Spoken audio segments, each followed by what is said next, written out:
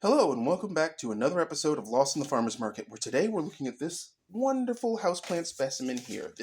This absolute unit that was given to me by one of my landscaping customers of all folks. She's like, I have tons of them, take them. And I'm like, okay.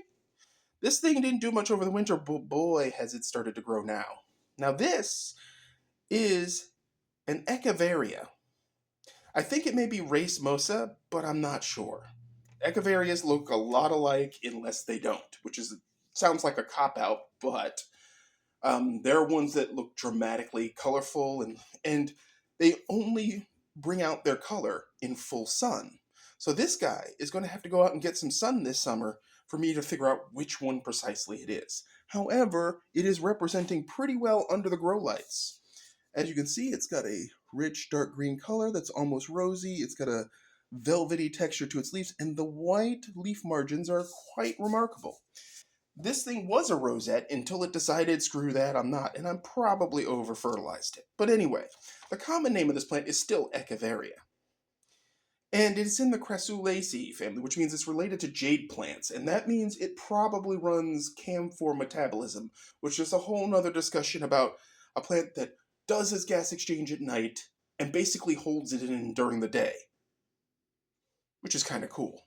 There's multiple types of photosynthesis, CAM4, CAM3, so forth, so on. And at some point, maybe I'll do a video on it if you guys ask for it. So, this plant was named for the botanical illustrator who lived in the 17th century, named, I'm going to probably mangle this poor guy's name, Anastasio Echeveria Godoy. Godoy, mate. Lovely. Rutland. Okay, that was totally unnecessary. But anyway, this plant is native to South America, Central America, and they can be found in Texas. And I'm talking about the Echeveria species as a whole, not this particular one. Now, it is hardy in USDA Zone 10, maybe. Any lower zone and it's considered a houseplant. Okay, and here we can take it out for the summer. Now that's a strict maybe because solid information on this plant was not available through the usual method, so I had to piece it together from grower information. And grower information poses its own problems sometimes with accuracy. Now, its soil pH preference is 6 to 8.0, and that means potting soil with some added drainage. Now, in this case, it's just growing in regular potting soil, living its best life. However, I don't water it all that much. It gets watered every other time I water everything else. So, and as you can see, it's perfectly healthy. Knock on wood. Its preferred exposure is full sun, but it can take partial and bright indoor, which is what it's getting. This window is roughly south-facing, sort of. South-adjacent. And so it gets sun a lot through the window until summertime, in which case it relies on the grow light above it. Which again, 5,400 lumens. That's the gold standard for indoor, if you're not professionally growing.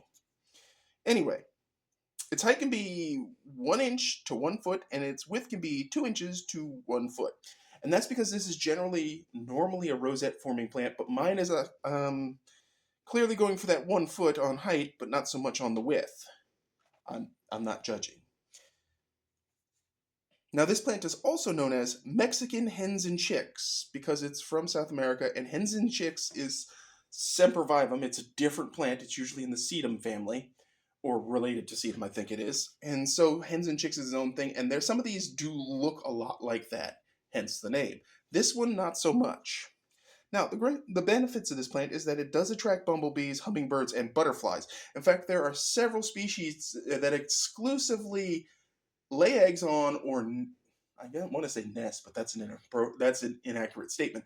But you get the idea. They go for this plant specifically for their larvae. Now, you can clone this plant by snapping off leaves and placing them on the soil.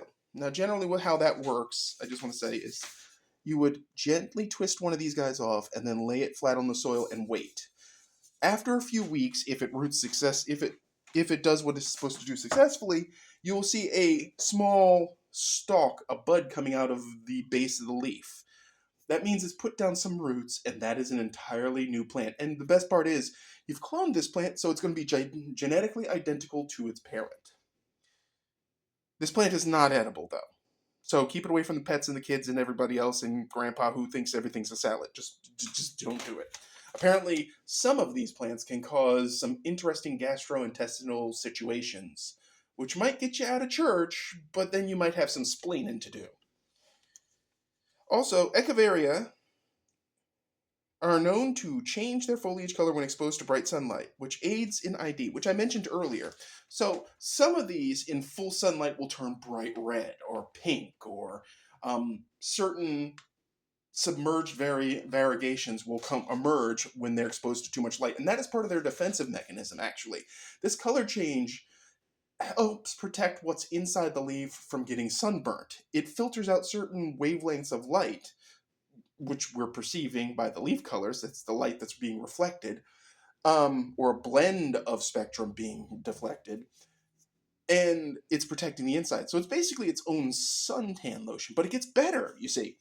Some Echeveria also have a waxy powder on their foliage. This is called epicuticular wax, which is one heck of a word, epicuticular.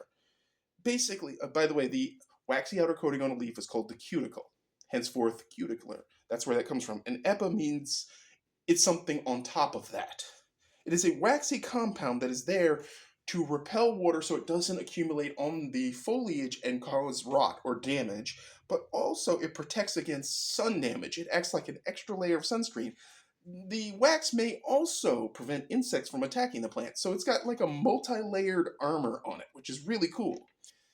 So lastly, what I want to say about this plant is that they're fairly easy. The trick is benign neglect.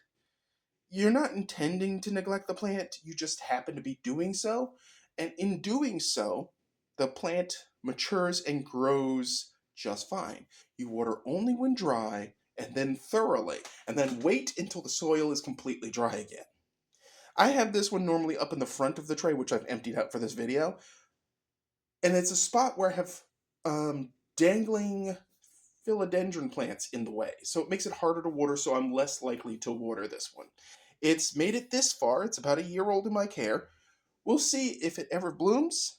Boy, that's going to be a video you're going to see. So, as always, folks, if you have any thoughts about Echeveria, how to grow them, your favorites, please put them in the comments section. The blog is still producing content for you. And as always, folks, thanks for watching and keep them growing.